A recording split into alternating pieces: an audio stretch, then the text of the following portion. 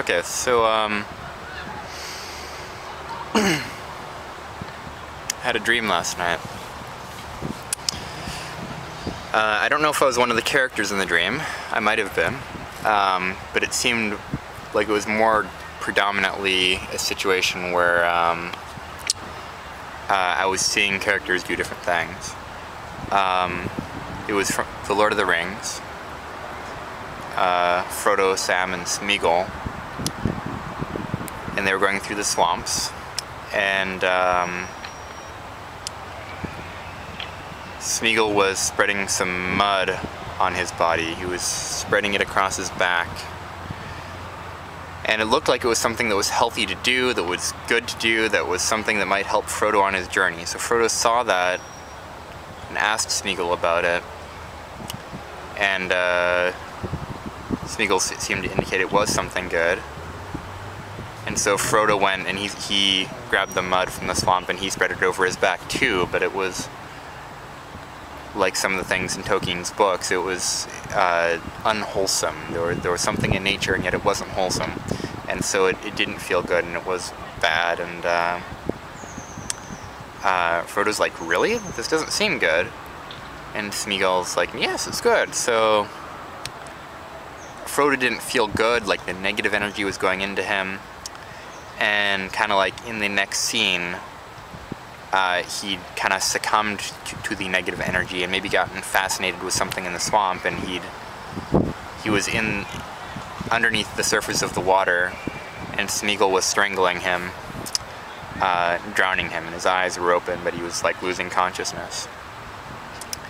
And Sam was just waking up from sleep, and maybe out of the barest, or there was a question in the dream of whether he was waking up for sleep or if he would wake up in time to save Frodo. And there was more in the dream before that. Again, with the Lord of the Rings theme, there was something about setting off with the ring, trying to not be detected, but then changing the priorities to go storm Isengard. So, I mean, this doesn't make sense to somebody who doesn't know the Lord of the Rings book, but, and it was just like, you know, shouldn't we have an army if we're going to try to storm Isengard? Really? Is that something the 9 of us should do? That doesn't seem to make sense. It seems like we've set off with the wrong tools for the job that we're planning on doing. Anyway, I don't know about the first part, but the second part, the symbolism seems to be pretty clear. Like, I might have been Frodo in the dream, or it could have just been third person, but,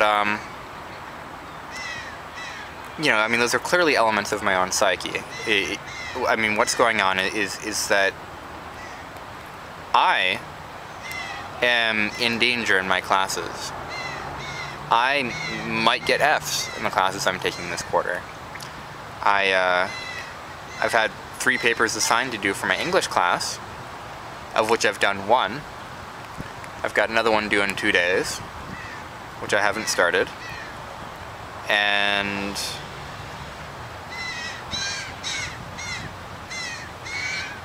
I'm trying to kind of, in a late way, do the 2 papers I didn't finish. And then in my statistics class, I've missed 4 days of class, including today and yesterday, just because of depression and anxiety and feeling unable to muster myself.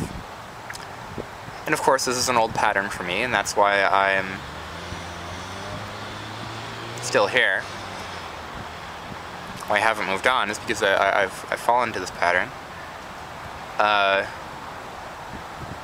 So part of me feels like it might be okay to, you know, I mean, kind of what happened a couple weekends ago is that I felt that like it might be okay to play computer games. No, it'll be okay. I'm in a pretty functional place right now. I can just play computer games and it won't be a problem. And then I start playing computer games, and the weekend ends, and I've played the whole weekend playing computer games, and it's spun out of control, and I feel so much anxiety, and the anxiety prevents me from acting. The anxiety prevents me from feeling comfortable, and I procrastinate and try to escape and try to soothe myself and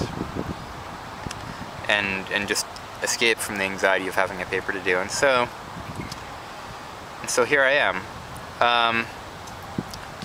So it was still an open question in the dream, whether Sam would wake up and beat Smeagol over the head and save Frodo.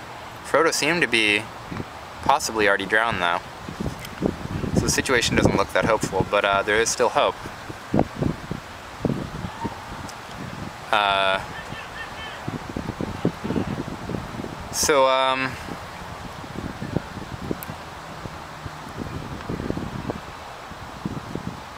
Anyway, that's my dream. I don't know what else to say about it. I talked to Elaine yesterday. I remember that was like how I began my first vlog, but I talked to her again. Like kind of the, you know, after our first conversation more than a month ago, she alluded to things that she'd done to hurt me. And I kind of imagined that she might want to confess her lies to me, and hadn't talked to her again for a month after that, and she took it upon herself to reinitiate contact. So I thought, wow, you know, maybe she really does want to act in a kind of, you know, like almost in kind of like a 12 steps manner, where you repair the harm that you've done. But that wasn't it. I guess she just wanted contact with me. I imagine she's probably attracted to me and perhaps wants to be with me or whatever, and initiated contact for that reason, or perhaps just wants friendship or companionship. I don't know. But she was not admitting to what she'd done. In fact, she was admitting to as little as possible.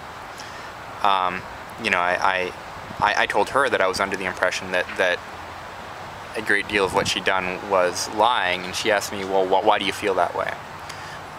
Like, you know, I mean, very clearly, it seemed, and this is what she did in the past, when I had a higher level of interaction with her, it was like I was telling something I'd found out or heard from somebody else that seemed to contradict something she'd said.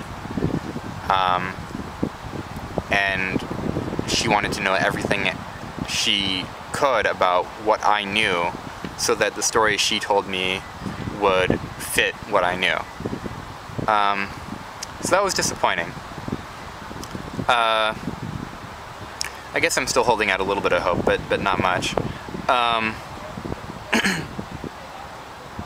You know, it's just kind of reevaluating how her contribution was a pretty large one to, you know, what happened to me. But, you know, her issue is that she doesn't take responsibility for anything, and that's okay, and I don't strictly need her, so you know, it's much more important for me to do what I'm doing with integrity and than it is to have her be a part of it.